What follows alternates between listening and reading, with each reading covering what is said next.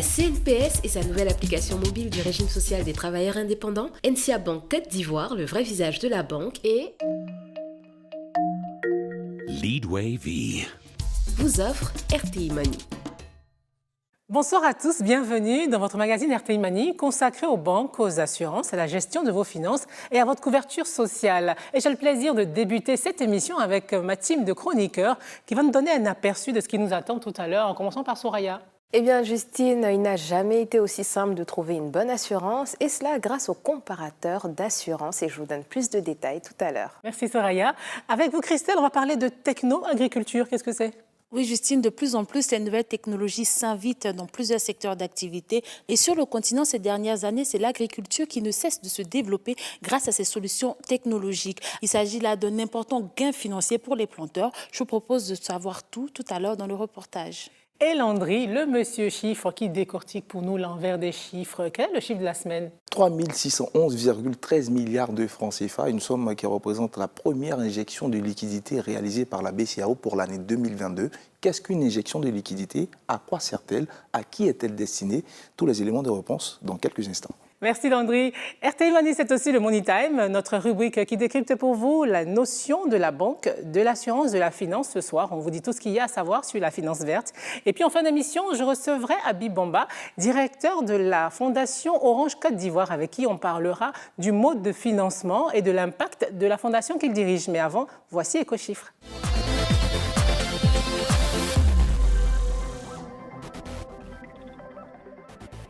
Landry, vous nous parliez tout à l'heure d'injection de liquidité. Mais avant d'aller plus loin, qu'est-ce que c'est qu'une injection de liquidité? De façon simple, on pourrait définir l'injection de liquidité comme étant un prêt que les banques centrales accordent aux banques commerciales. Dans notre cas de figure, c'est la BCEAO qui régule en fait l'économie dans les 8 pays en fait, de l'UEMOA. La BCEAO prête de l'argent aux banques commerciales pour qu'elles puissent fonctionner.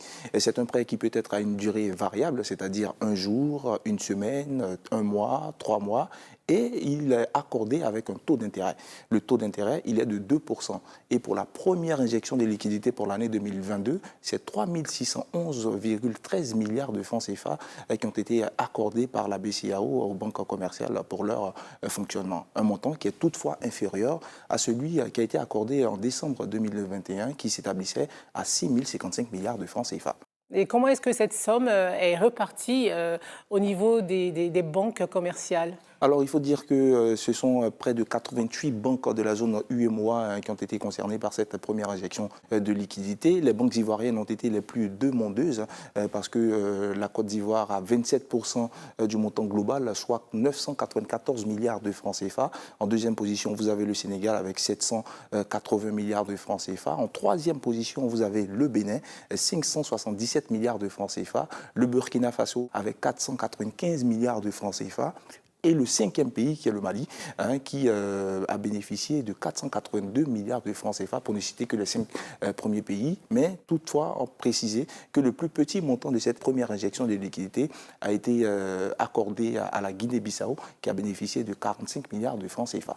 Alors, est-ce qu'on sait d'où provient cet argent? On pourrait expliquer de deux manières. Dans un premier temps, la BCEAO a la possibilité de créer de la monnaie qu'elle peut injecter ensuite auprès des banques commerciales pour le bon fonctionnement et le bon déroulement aussi des activités économiques de la zone, ou elle a la possibilité de pouvoir puiser dans la réserve et les redistribuer à l'ensemble des banques de la zone UEMOA pour leur bon fonctionnement. Merci Landry pour ces explications chiffrées très claires.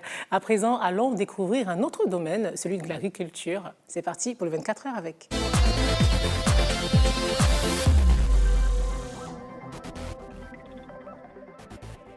Christelle, je parlais de découverte parce qu'on va parler avec vous de la techno-agriculture. Expliquez-nous. Oui, la techno-agriculture, ou tout simplement mettre les nouvelles technologies au service de l'agriculture. Nous avons les drones de désinfection, nous avons des robots, des logiciels. Il s'agit là d'un business qui brasse des centaines de millions de francs CFA pour les entrepreneurs, mais d'un autre côté, il permet aussi aux planteurs une meilleure productivité et un meilleur rendement financier. Alors, pour comprendre les dessous de ce business très juteux, Joseph-Olivier Billet, à la tête d'une entreprise spécialisée en techno-agriculture, élu meilleur start-up de la CEDEAO en 2021, a accepté de nous laisser le suivre le temps d'une journée. On regarde. Les gars, c'est bon, on est prêts? Ouais, c'est parfait. Fort ton plan de vol. Caleb, on va commencer par cette partie-là. Prépare le deuxième drone. Mets les hélices et tout ça. Ce matin-là, à plus de 26 km d'Abidjan, Joseph Billet et son équipe s'apprêtent à passer au crible cette parcelle de 700 hectares d'EVA appartenant à un de ses clients résidant à l'étranger.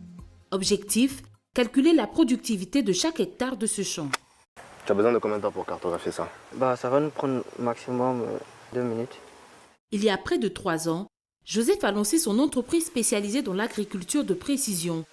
À l'aide de drones et d'un logiciel, il peut cartographier le terrain, identifier les arbres malades, la structure des sols, les courbes de niveau, le relief de la parcelle, la température et la météo dans le secteur. Une solution innovante qui permet aux propriétaires de mieux gérer leur plantation, même à distance. Un gain précieux en temps, mais aussi en argent. Pour un client, par exemple, qui vit loin de sa plantation, il économise le trajet. S'il vit en France, par exemple, il économise le billet d'avion, il économise l'hôtel, il économise les efforts et le temps qu'il va prendre pour avoir accès à l'information. Cette information-là, je la lui mets à disposition. Pour toutes ces personnes-là qui mettent des produits phyto, elles ont la possibilité de ne plus mettre des quantités au hasard et mettre les bonnes quantités aux bons endroits. Pour ceux qui ont des maladies dans leur plantation, ils ont la possibilité d'anticiper la propagation de la maladie et donc de préserver le rendement final. Donc oui, c'est un bon investissement pour le client et pour nous. Quelques heures plus tard, nous voici au siège de la société de Joseph. Comme toutes les semaines, il réunit son équipe de développeurs pour améliorer son logiciel de gestion de parcelles. Au menu de leur rencontre ce jour-là, l'audit d'une plantation de palmiers qu'un de ses clients veut acquérir. Après traitement, le logiciel nous a fait ressortir 97,77 hectares. Sur la parcelle du client, le logiciel a fait ressortir aussi les plants malades qui sont représentés par des points orange. Identifier les plants qui font baisser le rendement, c'est un des atouts de cette solution technologique. Une innovation dont le développement a coûté des centaines de millions de francs CFA. Nous avons recours à des investisseurs qui eux aussi ont cru en notre vision, ont cru en la qualité de l'équipe et en sa capacité d'exécuter cette vision. Et ils ont investi un peu moins d'1 million d'euros dans le projet, ce qui nous a permis à la fois de racheter une start-up française. On a été la première start-up en Afrique à l'avoir fait, et puis accélérer notre croissance. Donc bénéficier d'une technologie qui nous permet de gagner 8 ans de recherche et développement et de se positionner tout de suite comme une référence en matière de drones sur le continent. La réunion à peine terminée, Joseph va en faire un compte-rendu par visioconférence à son client qui réside à l'étranger. Tu vois l'avantage, vu qu'ils sont chacun géolocalisés, il sera possible, grâce aux drones de pulvérisation, d'aller mettre la bonne quantité de fertilisants au bon endroit, pour te permettre donc de tirer le maximum de ton investissement et de rapidement les traiter. Vivant entre la France et le Sénégal, Rui Mendes da Silva, le propriétaire de la parcelle, a décidé de se lancer dans l'agro-industrie en Côte d'Ivoire. Il a choisi d'avoir recours à la technique d'agriculture de précision développée par Joseph. Une technologie qui fait faire beaucoup d'économies aux jeunes entrepreneurs. Ça me fait faire de grosses économies parce que du coup, ça me fait éviter de prendre l'avion, de prendre des hôtels, des taxis. Donc aujourd'hui, c'est une économie de près de 5 000 € que je fais. Et tout ça, c'est des fonds que je peux investir dans le projet. Donc c'est vraiment un gros gain de temps et d'argent pour moi. Pour répondre aux exigences de sa clientèle en fournissant des données fiables, Joseph conçoit et entretient ses drones dans son laboratoire. C'est ici que se fait le choix du matériel, des moteurs et la taille des hélices. Des drones made in Côte d'Ivoire, fabriqués sur mesure. Tu as pratiquement fini le châssis? Effectivement. Tu as quel poids? Avec la batterie et tout ça, ça va peser plus de 1,5 kg. Il y a énormément de problèmes de productivité en Côte d'Ivoire, surtout dans le domaine agricole. Nous sommes capables d'intégrer des logiciels que nous développons et réussissons à pousser ce drone toujours plus loin.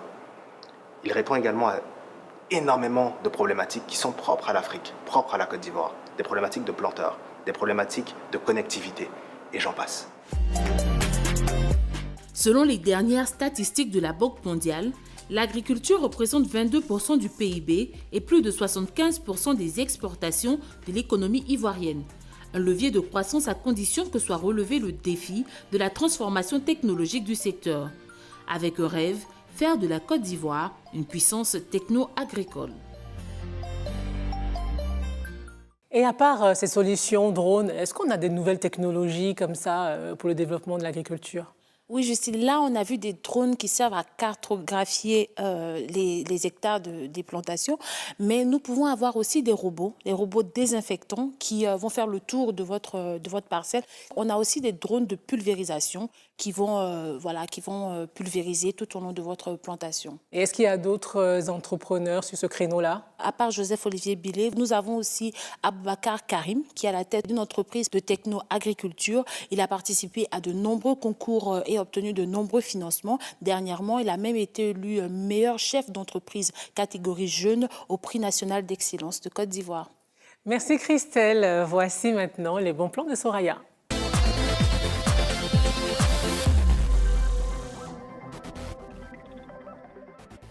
Soraya, avec vous, on saura mieux choisir nos assurances désormais. Oui, exactement, Justine. Vous savez, certains produits d'assurance sont obligatoires, d'autres indispensables. Et ces produits d'assurance sont de plus en plus nombreux sur le marché ivoirien. Ils se distinguent par des niveaux de garantie variés, par des tarifs différents. Mais heureusement, nous avons désormais des comparateurs d'assurance qui permettent de faire les meilleurs choix en fonction de sa situation. Et comment comparer ? Alors c'est simple, c'est rapide, c'est gratuit et surtout sans engagement. Sur cette plateforme, par exemple, vous avez la possibilité de choisir l'assurance qui vous convient. Vous avez le choix entre les assurances auto, voyage, habitation, multirisque, assurance vie, santé. Il vous suffit de renseigner les informations utiles. Plusieurs offres vous seront proposées. On vous demandera alors de remplir un formulaire et vous pouvez valider votre souscription par un paiement en ligne via Mobile Money ou alors en espèces à la livraison de votre attestation. Alors pour des personnes comme moi qui sommes habituées à la solution traditionnelle, c'est-à-dire faire appel à un courtier d'assurance, en quoi est-ce que ces comparateurs-là sont des bons plans ? Alors Christelle, ici, comme avantage, vous avez déjà le gain de temps parce que vous pouvez souscrire de n'importe quel endroit, vous pouvez souscrire à plusieurs assurances à la fois et puis vous faites aussi des économies, vous gagnez de l'argent parce que vous souscrivez aux assurances qui sont les plus adaptées à votre situation personnelle et professionnelle. Et aussi, ces plateformes permettent même de déclarer des sinistres en ligne. Nous avons ici une plateforme qui est spécialisée en assurance auto, voyage et habitation. Ici, pour déclarer un sinistre, il suffit de prendre en photo les dégâts constatés, de mentionner le nom de la compagnie d'assurance où vous avez souscrit. Vous envoyez toutes ces informations à un gestionnaire de sinistre dont les contacts sont sur la plateforme. Et quelques temps plus tard, votre assureur vous contactera pour plus de précision. Et enfin, nous avons une assurance qui propose elle aussi la déclaration de sinistre, la comparaison des assurances auto, moto et voyage. Ici, la livraison de votre attestation se fait 24 heures sur 24, 7 jours sur 7 et la plateforme s'engage même à vous faire économiser jusqu'à 50% grâce à la comparaison. Et c'est le moment pour moi de vous dire merci. Merci Soraya, Landry, Christelle, pour vos apports. On se dit à la semaine prochaine. RTI Money revient dans un instant après la page pub. Durant les 40 années où j'ai travaillé en tant que planteur, je rêvais d'une retraite paisible avec ma famille. Aujourd'hui, je suis épanoui. La CNPS me fait bénéficier d'une pension de retraite à vie. À vie? Mais c'est super, papy. Et j'en profite avec joie, pas vrai? Oui! Toi aussi, enrôle-toi en agence ou en téléchargeant la nouvelle application CNPS. La CNPS, maintenant, c'est pour tout le monde. À la recherche d'une offre qui vous corresponde, découvrez nos offres de produits et services groupés NCA Bank, les packs tout en un. Compte chèque, découvert, carte bancaire, service bancaire à distance, assurance vie et plein d'autres avantages. Jeunes, artisans, fonctionnaires et salariés, quel que soit votre profil, nous avons le pack qui vous convient. Rendez-vous dans l'agence NCA Bank la plus proche et ouvrez votre compte. Plus d'infos 80 200 800. NCA Bank, le vrai visage de la banque. Chaque mois, je paye ma cotisation par Mobile Money. Je suis mon épargne via ma Leadway Vie. J'ai assuré l'avenir de ma fille et je suis tranquille. J'ai perdu ma mère.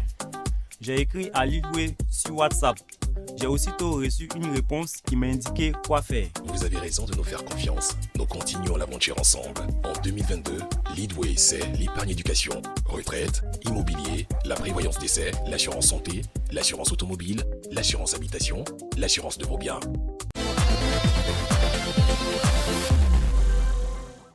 Vous êtes devant RTI Money, vous faites bien, car dans un instant, je recevrai Habib Bamba, directeur de la Fondation Orange Côte d'Ivoire, avec qui on parlera de l'impact de la fondation qu'il dirige. Mais avant, voici le Money Time, notre rubrique qui vous explique le jargon de la banque, de l'assurance, de la finance. Et justement, ce soir, on vous dit tout ce qu'il y a à savoir sur la finance verte. Regardez.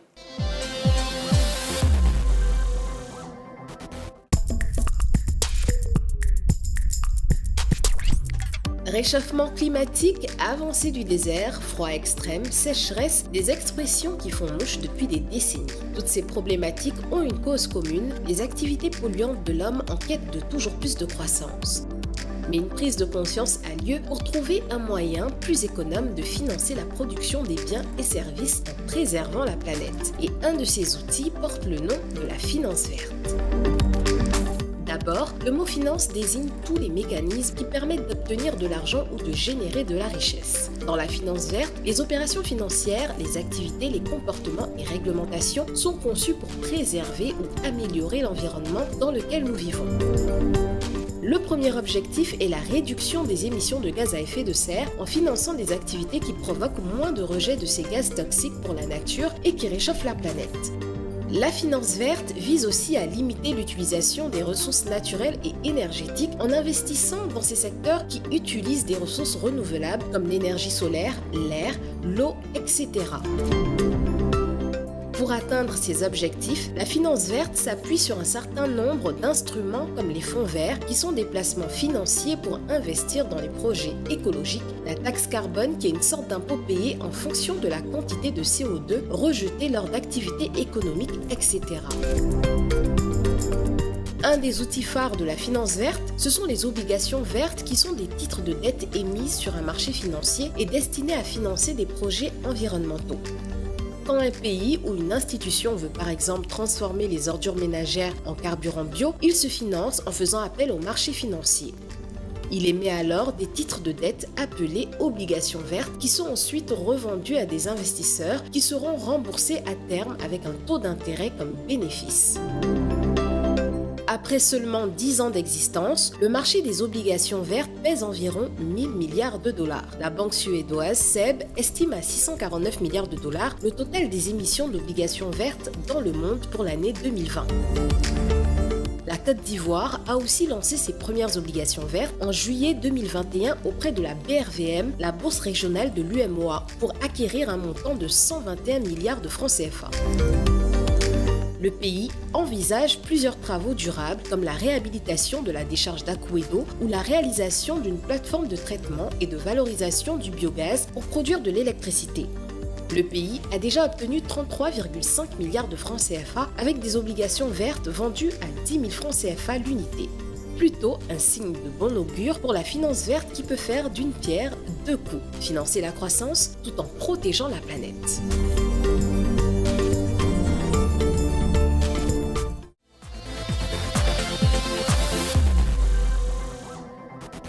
Les fondations sont au cœur de cette interview et pour en parler, je reçois pour vous le directeur de la Fondation Orange Côte d'Ivoire, Habib Bamba, bonsoir. Bonsoir. Vous dirigez la Fondation Orange Côte d'Ivoire. Quel intérêt, pourquoi créer une Fondation Orange? Écoutez, la raison d'être d'Orange, c'est d'être l'acteur de confiance qui offre à chacune et à chacun les clés d'un monde numérique responsable. Qu'est-ce que ça veut dire? On est digital et on est engagé, on est responsable. Notre souhait, nous, en tout cas, quand on se réveille les matins à Orange, c'est de savoir finalement qu'on permet la connectivité à tout le monde, qu'on permet d'offrir des services numériques, qu'on permet finalement d'impacter la population. Ce n'est pas plutôt une stratégie marketing ou un positionnement, non? Voilà, je ne parlerai pas de stratégie marketing ou de positionnement. Comme je dis, la Fondation Orange existe maintenant depuis 15 ans et justement accompagne les populations sur ça fait plus de 500 projets qui ont été réalisés dans tous les secteurs auprès des populations. Donc, je parlais de santé, d'éducation, de culture et des projets à vrai impact avec un suivi, avec des milliers de personnes, d'hommes, femmes, jeunes, populations écartées. C'est vraiment, comme je vous disais, c'est pour ça que j'ai préféré revenir par notre raison d'être. Finalement, je pense que ce que nous, on fait, au-delà d'être une entreprise commerciale, c'est que finalement, on fournit des vrais services, on impacte la population. Et vous avez des secteurs de prédilection. Vous avez parlé de la santé, l'éducation. Nous avons 4 secteurs forts. Donc, la santé, autour notamment de tout ce qui est santé mère-enfant, handicap et autisme, et lutte contre les maladies cardiovasculaires. L'éducation, avec tout ce qui est l'accompagnement à la scolarisation, l'alphabétisation des jeunes filles et l'excellence. Également la culture, ça c'est important également, on en parle moins, mais on a des projets au niveau notamment de pousser la littérature, la préservation du patrimoine et enfin l'inclusion numérique. Et on a quelques projets transverses également. L'un des projets phares de la Fondation, ce sont les projets villages. Et ça consiste dans chaque village à avoir un centre de santé, une école et un point d'eau. Où est-ce que la Fondation Orange trouve cet argent pour financer tous ces projets-là? La Fondation Orange est une fondation d'entreprise et donc qui est financée quasiment entièrement par Orange Côte d'Ivoire. Donc c'est vraiment Orange Côte d'Ivoire qui annuellement met un budget à disposition pour réaliser ces actions.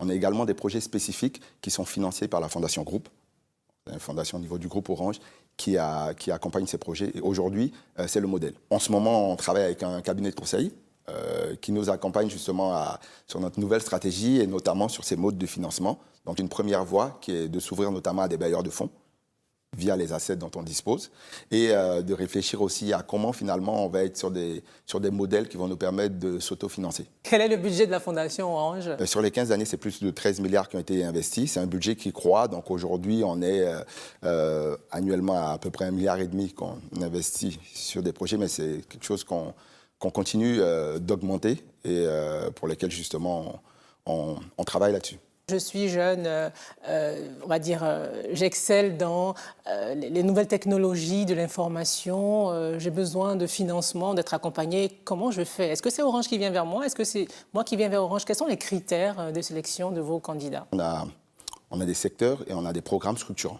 annuels. On a des projets déjà qui sont dans notre feuille de route et qui prennent une partie du budget. Ensuite, on a toute une gouvernance pour sélectionner des projets. Donc on a un comité de priorisation, un comité de gestion, un conseil d'administration, on a plusieurs strates parce qu'on veut que ce soit un processus très transparent. Et donc si vous avez une ONG, si vous avez une action, vous pouvez aller sur notre site web ou sur notre page Facebook, donc Fondation Orange Côte d'Ivoire, et donc vous pourrez directement déposer un dossier et nous on peut éventuellement sélectionner. Après on peut être un individu qui veut bénéficier d'un de nos programmes. Et là généralement c'est des projets par appel à candidature. Donc on va dire par exemple vous voulez être formé à la Orange Digital Academy. Donc, vous pouvez aller également sur nos sites web, Orange Digital Center ou Fondation Orange, mais on lance pour chaque cohorte des appels à candidature. On a des milliers de candidatures en général, et donc on va sélectionner selon le type de programme en fonction du profil. Est-ce qu'il y a des résultats économiques qui sont attendus? Au niveau de la Fondation, non. Nous, on a des KPIs, donc on veut toucher des gens, comme je disais, on se donne des objectifs, nombre de femmes, nombre de jeunes à former, nombre de projets à Vous n'attendez rien en retour, etc. Mais on n'attend rien en retour économiquement. Après, bien sûr, il y a de la philanthropie, tout simplement. Oui, après, il y a des bénéfices indirects. Je pense que quand on accompagne le tissu économique en général, les femmes, les jeunes, etc., derrière, de manière indirecte, il y aura des bienfaits pour tout le monde.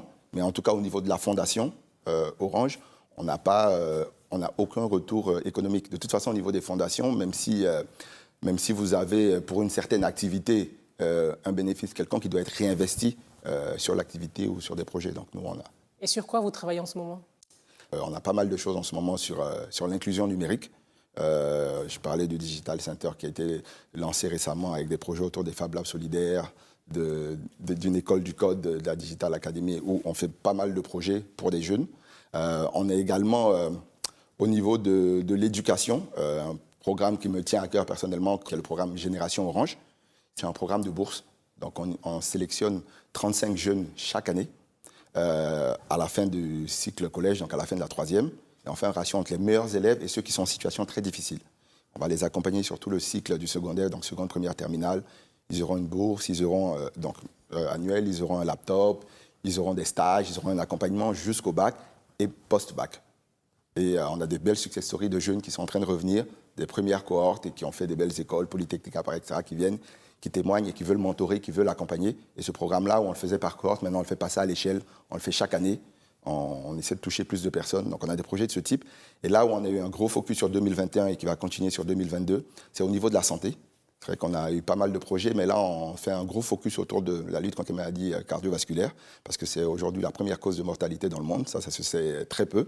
Et sur les années à venir, selon les experts, d'ici 10 ans, donc l'Afrique sera numéro 1 en pourcentage. Et là, on va sur un gros projet donc, de centre d'excellence sur les maladies cardiovasculaires. Et donc voilà, avoir un vrai centre d'excellence ici à Abidjan sur lequel on est en train de travailler et qui va être vraiment un de nos focus sur 2022 pour apporter justement un nouveau type de réponse concrète à des problématiques qui touchent les populations. Habib Bamba, merci d'avoir répondu aux questions d'RTI Mani. Merci Justine. Cette émission s'achève. Merci de nous avoir suivis. Rendez-vous dans une semaine pour une nouvelle édition de votre magazine sur la banque, les assurances et les finances. Bonsoir. La CNPS et sa nouvelle application mobile du régime social des travailleurs indépendants, NCA Bank Côte d'Ivoire, le vrai visage de la banque, et Leadway V vous ont offert RTI Mani.